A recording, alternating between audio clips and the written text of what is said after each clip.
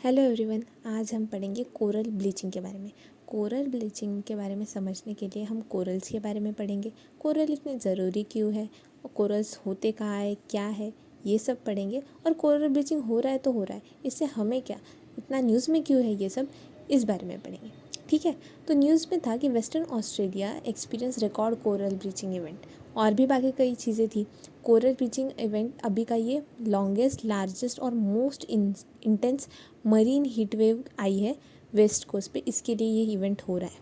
ठीक है, तो कहाँ का इफेक्ट हुआ है, एक वर्ल्ड हेरिटेज साइट है ऑस्ट्रेलिया के वेस्ट कोस्ट पे जिसका नाम है निंगालू रीफ। हाँ, तो ये इफेक्ट हो गई है यहाँ पे जो कोरल से ये जो रीफ है कोरल रीफ, ये इफेक्ट हुई है because of the marine heat wave.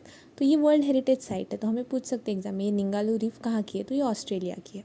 ठीक है, तो ये पार्ट अभी चौथा मास कोरल ब्लीचिंग इवेंट चल रहा है दुनिया में। ठीक है, तो ये चौथा मास कोरल ब्लीचिंग इवेंट, मतलब इसके पहले भी इवेंट्स हुए हैं क्या कोरल ब्लीचिंग के? हाँ, 1998 में एक हुआ था, फिर 2010, फिर 2014 से 17, 3 साल अभी, और 23 से स्टार्ट हुआ, अभी भी चल रहा है। ठीक है, ये सब इन्फो हमें किसने दी है? National oceanic and atmospheric administration. ये यूएस की एजेंसी है, जैसे यूएस का नासा है ना, वैसे ओशन के लिए NOAA है बाय यूएस। ठीक है, और ग्रेट बैरियर रीफ सबसे बड़ी जो रीफ है, वर्ल्ड्स लार्जेस्ट कोरल सिस्टम है, ओवर 2300 किलोमीटर। इमेजिन 2300 किलोमीटर, इतना बड़ा कोरल सिस्टम है। ये कहाँ का है? ईस्ट कोस्ट पे है, ऑस्ट्रेलिया के ईस्ट कोस्ट पे ग्रेट बैरियर, वेस्ट कोस्ट पे निंगालू रीफ। ठीक है, तो यहाँ पे भी बहुत ज़्यादा डिक्लाइन देखने मिला है, तो काफ़ी इंपॉर्टेंट हो जाता है ये टॉपिक हमारे लिए। तो पहले समझते हैं कि कोरल्स है क्या, कोरल रीफ्स कैसे बनते हैं, और फिर बाद में देखेंगे कोरल ब्लीचिंग क्या होती है। ठीक है, अभी कोरल्स ना कोरल पॉलिप्स होते हैं एक्चुअली, और ये शॉर्ट लिव्ड माइक्रोस्कोपिक ऑर्गेनिजम्स हैं, छोटे छोटे ऑर्गेनिजम्स होते हैं जो कि कॉलोनीज़ में रहते हैं, मतलब ग्रुप्स में ऐसे रहते हैं। और ये फ्लरिश कहाँ करते हैं? शैलो पानी में, जो साफ़ हो, मड फ्री हो और वार्म वाटर्स हो। ठीक है, इसके रीजंस हम देखेंगे। हाँ, तो ये सीक्रेट करते हैं कुछ कैल्शियम कार्बोनेट, मतलब उसके स्केल्टन्स बनते हैं। ये कोरल सीक्रेट करते हैं कैल्शियम कार्बोनेट, वो हार्ड होता है। ठीक है, और उसके स्केल्टन्स बनते हैं। तो यही स्केल्टन्स ना जब ये मर जाते हैं तो ये एक के ऊपर एक डिपॉजिट हो के रीफ्स बनती है। ठीक है, तो रीफ्स बाद में बहुत सारी रीफ्स मिलके आइलैंड्स बन जाते हैं। तो इसका एग्जाम्पल क्या है? बहुत अच्छा, लक्षद्वीप का आइलैंड। लक्षद्वीप का जो हमारा आइलैंड है, वो पूरे वो आइलैंड्स कोरल्स से बने हैं। ठीक है, फिर अभी समझते हैं कि कोरल होते क्या है। ठीक है, ये ना सिम्बायोटिक रिलेशनशिप में होते हैं, किसके साथ? माइक्रोस्कोपिक एल्गे नाम का एक है, ज़ूज़ेंटेलिया। ठीक है, तो देखो सिम्बायोटिक रिलेशनशिप मतलब क्या? मेरे पास कुछ नहीं है, वो आप दे रहे हो मुझे, और आपके पास कुछ नहीं, वो मैं दूंगी, ऐसा टाइप बार्टर सिस्टम जैसे होता है ना, दोनों का फ़ायदा हो रहा है और दोनों के पास जो चीज़ें नहीं है वो भी मिल जा रही है, ऐसा कुछ है। तो ये सिम्बायोटिक रिलेशनशिप काफ़ी इंपॉर्टेंट हो जाता है। अभी देखो कोरल्स के पास सब है लेकिन खाना बनाने के लिए कुछ नहीं है। ठीक है, तो ज़ूज़ेंटेलिया बोलता है, ये एल्गे है, ये ज़ूज़ेंटेलिया एल्गे बोलता है कि मैं खाना बना सकता हूँ, तो मैं आपको खाना दे दूँगा, लेकिन मेरे पास ना रहने के लिए कोई जगह नहीं है। तो कोरल बोलता है कोई प्रॉब्लम नहीं, मेरे पास है, आप रह लो। तो कोरल के जो टिश्यूज़ है ना, उसमें रहता है ज़ूज़ेंटेलिया। यहाँ पे कोरल के टिश्यूज़ में रहता है, और उसका कोरल का प्राइमरी फूड सोर्स भी होता है। और कोरल को जो कलर है ना, वो भी ज़ूज़ेंटेलिया की वजह से मिलता है। तो एक देता है लिविंग एनवायरनमेंट, कोरल देता है लिविंग एनवायरनमेंट, और उसके बदले जैसे रेंट देते हैं ना, वैसे ज़ूज़ेंटेलिया उसको खाना देता है। तो ऐसे सिम्बायोटिक रिलेशनशिप है। तो कैसे खाना मिलता है? देखो, ज़ूज़ेंटेलिया एक माइक्रोस्कोपिक एल्गे है। ठीक है, तो ये फोटोसिंथेसिस कर सकता है, बराबर। तो फोटोसिंथेसिस करने के लिए इसको कार्बन डाइऑक्साइड और पानी चाहिए। ठीक है, तो ये कोरल पॉलिप के जो सेल्स होते हैं ना, अभी टिश्यूज़ में रहता है, तो कोरल पॉलिप के जो सेल्स है वो सिक्रेट करते हैं कार्बन डाइऑक्साइड और पानी। ये यूज़ करके ज़ूज़ेंटेलिया फोटोसिंथेसिस करता है, जिससे बनता है ऑक्सीजन, और ये ऑक्सीजन कोरल्स को खाना बनाने में हेल्प करता है ना। और ये ऑक्सीजन जो रिलीज़ होता है सिर्फ कोरल्स ही नहीं यूज़ करते, बाकी मरीन डाइवर्सिटी के लिए भी ये काफ़ी इंपॉर्टेंट हो जाते हैं। अभी प्लांट्स भी ऑक्सीजन बनाते हैं, तो क्या सिर्फ ह्यूमन बींग्स ही उससे वो ऑक्सीजन पे सर्वाइव करते हैं क्या? नहीं, एनिमल्स भी करते हैं, है ना। तो इसलिए ये कोरल रीफ्स काफ़ी इंपॉर्टेंट हो जाती है। ठीक है, क्योंकि ज़ूज़ेंटेलिया को सपोर्ट करी है, और फिर इससे ऑक्सीजन भी मिल रहा है, इसलिए मरीन डाइवर्सिटी इससे सपोर्ट हो रही है, सस्टेन हो रही है। ठीक है, तो ये था कोरल के बारे में। अभी देखते हैं कि आइडियल कंडीशंस क्या होती है ताकि कोरल्स ग्रो कर सके।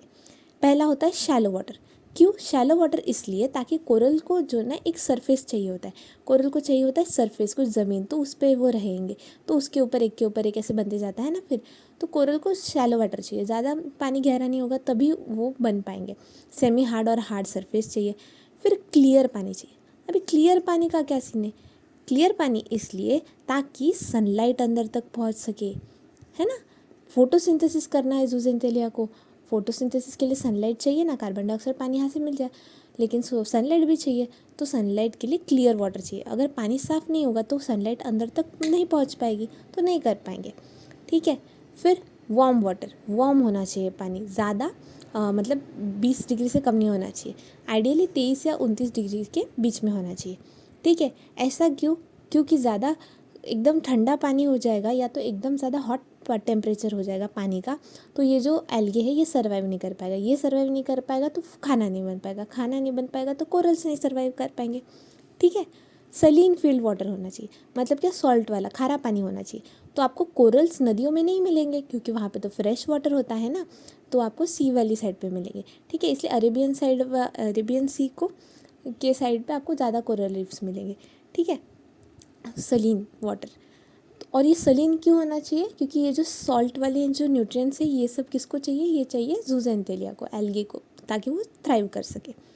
फिर देखो एबेंडेंट प्लैंक्टन्स, अभी प्लैंक्टन्स क्यों चाहिए? देख, प्लैंक्टन्स मतलब छोटे छोटे होते हैं ये, मतलब ओशन में जो समंदर होता है वहाँ पे कुछ छोटे छोटे माइक्रोस्कोपिक चीज़ें होती है, प्लैंक्टन्स होते हैं, तो ये बेसिकली खाना होता है बड़ी बड़ी मछलियों का। तो छोटे छोटे प्लांट्स है, छोटे छोटे एनिमल्स होते हैं जो मूव नहीं कर पाते, ऐसे प्लैंक्टन्स होते हैं, ठीक है। तो ये बेसिकली खाना है बड़ी बड़ी मछलियों का, तो ये एबेंडेंट प्लैंक्टन चाहिए। लेकिन क्यों चाहिए? कोरल के पास तो ज़ूज़ेंटेलिया, वो खाना बनाता है ना, ऑक्सीजन देता है, उससे वो प्रोड्यूस करते हैं। तो क्या है, कोरल्स के दो, मतलब दिन में अलग खाएगा, रात में अलग खाएगा, आप भी पूरे हो जाओगे ना, दोनों टाइम सेम सेम। तो डे में ये फोटोसिंथेसिस थ्रू खाना इसका बनता है, लेकिन नाइट पे ना ये प्रीडेशन करता है। प्रीडेशन मतलब शिकार करना टाइप्स होता है ना। तो किसको खाता है ये कोरल्स? जू प्लैंक्टन्स। अभी जू प्लैंक्टन्स क्या होते हैं? जू planktons small small marine animals होते हैं, ठीक है, मरीन एनिमल्स, वो जिंदा रहते हैं ये छोटे छोटे पेड़ पौधे जो होते हैं ना, वो सब खा के, इसलिए रिच सप्लाई ऑफ न्यूट्रिएंट्स भी चाहिए, उस पर ही वो एल्गे थ्राइव करता है, ठीक है। तो ये खाने के लिए ये सब चीज़ें चाहिए उनके सर्वाइवल के लिए, तो एल्गे के सर्वाइवल के लिए, फिर कोरल को सपोर्ट मिले, इसलिए ये सारे कंडीशंस है कोरल की ग्रोथ के लिए आइडियल, ठीक है। अभी कुछ हम इम्पॉर्टेंट चीज़ें देख लेते हैं जो अक्सर एग्जाम में पूछ लिए जाते हैं। मैक्सिमम कोरल्स है ना कहाँ पे मिलते हैं? नेरिटिक जोन में। अभी ये नेरिटिक जोन क्या होता है देखते हैं, समझते हैं, ठीक है। देखो, अभी ये है समंदर, ठीक है, ये समंदर है यहाँ तक, और ये हमारा बीच है, डॉट डॉट डॉट डॉट ये वाला, ये यहाँ पे ज़मीन है, नॉर्मल पहाड़ वहाड़ है, ठीक है, तो ये ज़मीन है। तो हमारा जो बीच वगैरह है समंदर का स्टार्ट पॉइंट्स, अब ये तो टाइड्स की वजह से ऊपर नीचे आगे पीछे होता रहता है पानी, ठीक है। तो यहाँ से कॉन्टिनेंटल शेल्फ हम ओशन रिलीफ में पढ़ते हैं ना, तो कॉन्टिनेंटल शेल्फ के एंड तक जितना भी है, तो अभी ये देखो थोड़ा शैलो एरिया ही होता है ना, तो ये एरिया इसको बोलते हैं नेरिटिक जोन। यहाँ पे जो पानी है ना इसको नेरिटिक जोन बोलते हैं, इसके बियॉन्ड जो भी होगा उसको ओशनिक जोन बोलते हैं, ठीक है। ये हो गया हॉरिजॉन्टल डिस्ट्रीब्यूशन। अभी वर्टिकली भी अलग अलग डिस्ट्रीब्यूशन होता है ना ओशन वाटर्स का, तो ऊपर वाला सरफेस क्या होता है? फोटिक जोन होता है, जहाँ पे लाइट पहुँच पाती है ना, लाइट पहुँच पाती है, बाद में नीचे और जैसे जैसे डीप जाएगी तो लाइट कम हो जाती है, तो अलग अलग नाम है ऐसे जोन के। तो कोरल्स कहाँ पे मिलेंगे? नेरिटिक जोन में, और अगर ऐसे देखेंगे तो, और ऊपर से देखेंगे तो फोटिक जोन में, जहाँ पे सनलाइट पहुँच रही है, ठीक है। और नेरिटिक थोड़ा शैलो है, तो यहाँ पे ज़्यादा सनलाइट मिलेगी, ज़्यादा वार्म टेम्परेचर होगा, न्यूट्रिएंट ज़्यादा होंगे, इसलिए एक बाकी compare to deeper ocean areas, इसलिए कोरल्स यहाँ पे ज़्यादा मिलते हैं, ठीक है। Most of the world's coral reefs are in tropical waters, वही वार्मर होगा ना, ट्रॉपिकल वाटर्स गर्म होते हैं कंपेयर टू पोलर वाटर्स वगैरह, तो इसलिए most of the world's coral reef tropical water में मिलते हैं, ठीक है। और 1/3 से ज़्यादा कोरल रीफ जो है दुनिया भर में जितने हैं उसके 1/3 से ज़्यादा कहाँ पे मिल जाएंगे? हमें 3 कंट्रीज़ के अराउंड मिल जाएंगे, Australia, Indonesia, Philippines, Australia, Indonesia, Philippines, ठीक है। अभी देखो, तो इंडिया में कहाँ कहाँ मिलेंगे? ये तो बाकी के लोगों का हो गया, बाकी के देश का हो गया। इंडिया में देखो, इंडिया में ना 2 चीज़ें इंपॉर्टेंट है। लक्षद्वीप आइलैंड्स, ये पूरे के पूरा आइलैंड ग्रुप जो है ये पूरा कोरल डिपॉजिट से बना है, ठीक है। और अगर हमें क्वेश्चन पूछा जाए कि सबसे ज़्यादा coral area, largest area in India under coral reefs अगर पूछे कि कौन सा है, तो सबसे ज़्यादा कि कहाँ पे है, अंडमान एंड निकोबार आइलैंड्स पे है। लेकिन पूरा का पूरा आइलैंड अगर कोई बना है जो कोरल का है तो वो पूरा लक्षद्वीप है, ठीक है। फिर गल्फ़ ऑफ मन्नार में भी मिलते हैं कोरल्स और गल्फ़ ऑफ कच्छ में भी मिलते हैं, ठीक है। ओके, नाउ आगे देखते हैं। कोरल ब्लीचिंग पे जाने से पहले एक छोटा सा टॉपिक देखते हैं। कुछ टाइप्स होते हैं कोरल रीफ्स के। तो कोरल रीफ्स जो बनती है ना, तो वो कहाँ बनती है, देखो 3 मेजर है, इधर ज़्यादा नहीं जाएंगे। देखो अगर ये पहाड़ है, समझो पहाड़ है, ज़मीन का टुकड़ा है अभी, तो उसके आजू बाजू में ही बन रहे हैं, मतलब ज़मीन के बाजू बाजू से एकदम ऐसा नेबर में बन गया। यहाँ पे थोड़ा सा ज़मीन है, तो ज़मीन का सहारा ले लेके साइड से बन गया, तो इसको बोलेंगे फ्रिंजिंग रीफ। डायरेक्टली अटैच होता है शोर से, कोस्ट लाइन के पास ग्रो होता है, और सबसे कॉमन यही है, ठीक है। फिर बैरियर रीफ। बैरियर रीफ क्या होता है, ये थोड़ा ना ज़मीन है बीच में, तो इससे थोड़ा बीच में पानी आ जाएगा और उसके बियॉन्ड है, ठीक है। तो फ्रिंजिंग रीफ से थोड़ा बड़ा होता है, ठीक है। और कोस्ट लाइन के पैरेलल होता है, ये कोस्ट लाइन है तो यहाँ पे पैरेलल, तो ये है, इसको बोलते हैं बैरियर रीफ। इसी का एग्जाम्पल है ग्रेट बैरियर रीफ, इसलिए ग्रेट बैरियर नाम है ना, ठीक है। फिर अटॉल्स होते हैं, ये थोड़ा समझो। अटॉल सर्कुलर और हॉर्स शू शेप्ड होते हैं कोरल रीफ्स। तो सराउंड से सेंट्रल लगून, देखो यहाँ पे ये पूरा पानी है। ये पहाड़ जो है ना, ये वॉल्केनिक कोई आइलैंड होगा जो डूब गया है, तो ये पानी के नीचे है, ठीक है। तो पहले इसके आजू बाजू में बन रहा था कोरल, हाँ, यहाँ पे ज़मीन है ना, तो यहाँ पे कोरल बना, कोरल। तो उसके बाद वो मर जाते हैं, फिर दूसरे कोरल आ जाते हैं, उसके ऊपर मर जाते हैं, दूसरे ऊपर, उसके ऊपर ऐसे डिपॉजिट हो के यहाँ पे हमें ऊपर दिखने लगे। यहाँ पे ऊपर दिखने लगे, यहाँ पे ऊपर दिखने लगे। अभी ये बीच वाला पार्ट तो हमें नहीं दिख रहा है पानी के ऊपर से, लेकिन पानी के ऊपर हमें ये दिख रहा है। तो ऐसा सर्कुलर जब फॉर्म होता है ना, तो इसको एटॉल्स बोलते हैं, ठीक है। तो लक्षद्वीप में एटॉल्स ही है, ठीक है। तो ये है फॉर्म्स अराउंड, और ये ओपन ओशंस में मिलते हैं। तो ये 3 टाइप के कोरल रीफ के। अब भी आते हैं कोरल ब्लीचिंग पे। तो थ्रेट क्या है कोरल रीफ्स को, इनको प्रॉब्लम किससे आ सकती है, ज़्यादा टेम्परेचर आ जाएगा तो भी दिक्कत है ना, तो ग्लोबल वार्मिंग। फिर ओजोन डिप्लेशन कैसे, यूवी रेज जो होती है वो अगर डायरेक्टली आ जाए वो हार्मफुल है। मरीन अगर पोल्यूशन हो गया तो क्लियर वाटर नहीं रहेगा, है ना, तो सनलाइट अंदर नहीं जा पाएगी। ओशन एसिडिफिकेशन, केमिकल्स से इफेक्ट हो जाएंगे, एल्गे सर्वाइव नहीं कर पाएगा। इन्वेजिव एलियन स्पीशीज़, अगर दूसरी स्पीशीज़ कब्जा कर ले, न्यूट्रिएंट्स सारे वो खा लेंगे, तो इनको सर्वाइव करने के लिए मुश्किल। ओवर एक्सप्लॉयटेशन हो रहा है, क्यों हो रहा है, क्योंकि कोरल जो होते हैं ना, उनके पास काफ़ी मेडिसिनल प्रॉपर्टीज़ होती है, तो इसके लिए उनका ओवर एक्सप्लॉयटेशन हो रहा है। और एक मेन रीज़न है कोरल ब्लीचिंग। तो कोरल ब्लीचिंग है क्या, अभी कोरल्स के ना काफ़ी सुंदर कलर्स होते हैं, आप देखना गूगल पे फ़ोटोज़, बहुत सुंदर कलर्स होते हैं। तो कोरल ब्लीचिंग मतलब ब्लीच हो रहा है, तो ब्लीच होता है मतलब वाइट हो जाता है, वो कलर्स सब गायब हो रहे हैं और वो कोरल्स एकदम वाइट हो रही है। तो जो अट्रैक्टिव दिखता था पहले, अब एकदम बेजान हो गया है। तो ऐसा क्यों हो रहा है, एक बात याद रखना, कोरल ब्लीचिंग है ना, डजेंट मीन कि कोरल्स की डेथ हो चुकी है। कोरल ब्लीचिंग से भी कोरल्स रिवाइव कर सकते हैं, लेकिन उसके लिए भी कुछ कंडीशंस होती है, ठीक है। तो कोरल कब ब्लीच होते हैं, when they are stressed by changes in condition such as temperature, light या तो न्यूट्रिएंट्स। तो क्या हो जाता है, जब इन पे स्ट्रेस आ जाता है टेम्परेचर का, लाइट का, तो ये ना एक्सपेल कर देते हैं, मतलब वो जो जूजेंथेलिया था इनके अंदर, टिश्यूज़ के अंदर रह रहा था, उसको निकाल देते हैं। तो क्या हो जाता है, इसकी वजह से कम्प्लीटली वाइट हो जाता है, क्योंकि फूड सोर्स ख़त्म हो गया, है ना। और फूड सोर्स और ये कलर भी जूजेंथेलिया की वजह से ही था, इसलिए वो ख़त्म हो जाता है, मेन कॉजेस। और ऐसा क्यों करते हैं फिर कोरल्स, उनका तो खाना है ना, तो क्यों जूजेंथेलिया को एक्सपेल कर देते। ओशन टेम्परेचर ज़्यादा बढ़ जाता है, क्लाइमेट चेंज की वजह से बढ़ रहा है आजकल, एल नीनो हो गया बीच बीच में, ये सारी चीज़ें, मरीन हीट वेव्स, फिर ओशन करंट शिफ्ट हो रहे हैं, तो ये सब की वजह से क्या होता है, सी सरफेस का जो टेम्परेचर है वो बढ़ रहा है ना। अभी ग्रीन हाउस गैसेस की वजह से रेडिएशन ट्रैप हो जाता है, और ये मोस्टली ये सारा रेडिएशन ओशन से एब्जॉर्ब करते हैं, तो इसकी वजह से सी सरफेस का टेम्परेचर बढ़ जाता है। तो ये सारे रीज़न है कोरल ब्लीचिंग के। फिर रन ऑफ हो गया, पोल्यूशन हो गया, स्टॉर्म वगैरह आता है ना, तो स्टॉर्म से जो बारिश होती है, बहुत ज़्यादा बारिश होती है कोस्टल एरियाज़ वगैरह में, तो डाइल्यूट हो जाता है वहाँ का पानी। तो पर कोरल्स को तो सलीन वाटर चाहिए, तो उससे हो जाता है, ओशन एसिडिफिकेशन से हो जाता है। एक्सट्रीमली जब लो टाइड्स होते हैं तो वो एक्सपोज हो जाएंगे, पानी नहीं रहेगा, इसकी वजह से फिर कुछ डिजीजेस होते हैं। मतलब अभी इंसानों के डिजीजेस अलग होते हैं, वैसे मरीन एनिमल्स में भी डिजीजेस होते हैं, उस वजह से भी कोरल ब्लीचिंग हो जाती है। ठीक है, तो हमें कोरल्स को बचाना क्यों है? क्योंकि इसकी वजह से हमने देखा था ना, ऑक्सीजन जूजेंटिलिया बनाता है, वो मरीन डाइवर्सिटी को सपोर्ट करता है। फिर अलग अलग काफ़ी कलर्स के कोरल्स होते हैं, तो उसके लिए टूरिज़्म को सपोर्ट करता है ये। फिर फिशेस अच्छे खासे आते हैं। अभी देखो वहाँ पे बहुत सारे न्यूट्रिएंट्स है, बहुत सारे प्लैंक्टन्स ये सब है, जू प्लैंक्टन्स है, तो वहाँ पे फिशिंग काफ़ी हो जाएगी, तो फिशेस आएंगे तो फिशिंग होगी, वो एक इम्पॉर्टेंट चीज़ है। वार्म वाटर होगा।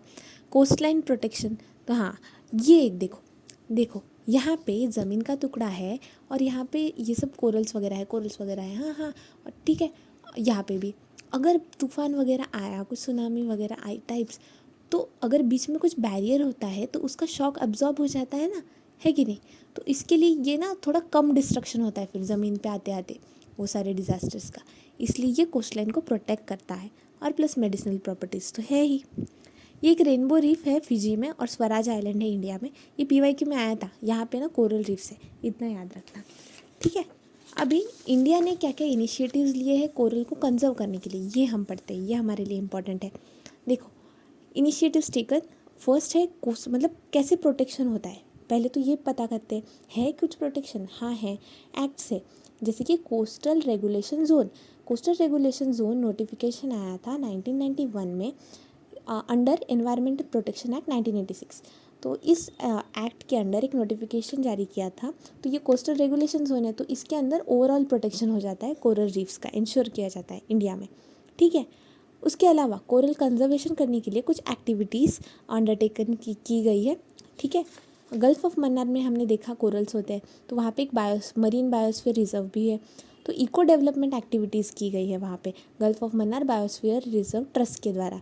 देखो इससे क्या किया उन लोगों ने, पता है कि लोकल फिशिंग कम्युनिटीज़ जो थी उनको ना दूसरे अल्टरनेटिव्स दिए और एडिशनल सोर्सेज दिए इनकम के, ताकि जो मरीन रिसोर्सेज है और कोरल रीफ्स हैं उन पे कम प्रेशर आ जाए, तो ज़्यादा लोग एक्सप्लॉइट ना करें। ठीक है, आपके पास अगर दूसरी तरफ से पैसा आ रहा है तो आप वहाँ पे नहीं जाओगे, है ना? तो ये बात है। फिर coral reef recovery project Mithapur, तो ये कहाँ का है? Gulf of Kutch and Gujarat marine national park, इन्होंने मिलकर रखा है ये। तो ये 2008 में लॉन्च किया था by Wildlife Trust of India and Gujarat forest department. तो क्या करता है ये? Creation of model public private manage coral ecosystem, मतलब पब्लिक और प्राइवेट दोनों का मतलब गवर्नमेंट और प्राइवेट एंटिटीज़ दोनों का कोलैबोरेशन होगा कि कोरल इकोसिस्टम को रिवाइव किया जा सके और मैनेज किया जा सके। ठीक है, तो ग्लोबल कुछ स्टैंडर्ड्स है कि जो रीफ्स ख़राब हो रही है, ब्लीच हो रही है, उनको रिवाइव किया जाए। कैसे? कोरल ट्री ट्रांसप्लांटेशन के ज़रिए, नेचुरल रिक्रूटमेंट के ज़रिए। तो ये मेथड्स अपनाए जा रहे हैं। ठीक है, तो ये कीवर्ड्स याद रखना, कोरल ट्रांसप्लांटेशन, नेचुरल रिक्रूटमेंट। फिर zoological survey of India Gujarat forest department के साथ सक्सेसफुली इन्होंने रिस्टोर किया कोरल रीफ्स को। कहाँ पे? तो ये सक्सेसफुल वाला एग्जाम्पल है, तो ये भी इम्पॉर्टेंट है। तो सक्सेसफुली रिस्टोर किया गल्फ ऑफ कच्छ में।